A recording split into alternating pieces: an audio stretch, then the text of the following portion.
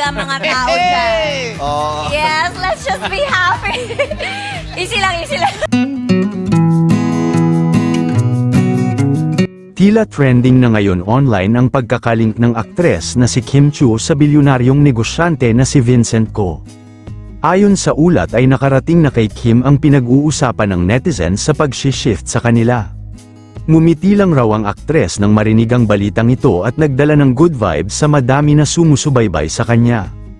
Bumalik naman ng netizens ang paghula kay Kim Chiu ng isang sikat na Feng Shui expert na magkakajowa siya ng isang maimpluwensyang Chinese businessman. Hindi nalalayo na may lahing Chinese si Vincent Ko dahil ang kanyang mother ay isang Chinese at father naman niya ay isang Filipino. Sa pagiging maimpluwensya naman nito siya lang naman ang nagpapatakbo ng 1,500 branch ng Pure Gold dahil siya ang tumatayong CEO nito.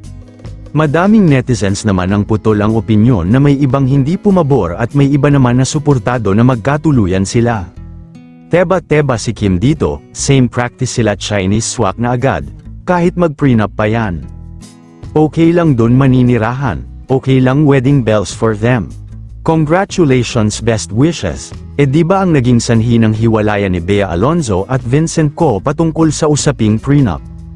Bakit irereto may BF si Kim si Paulo? Mariusep, itigil nyo nga yan. Matagal nang pinag-uusapan na karelasyon umano ni Kim Chiu si Paulo pero walang malinaw na basehan at ang alam ng marami na love team lang sila.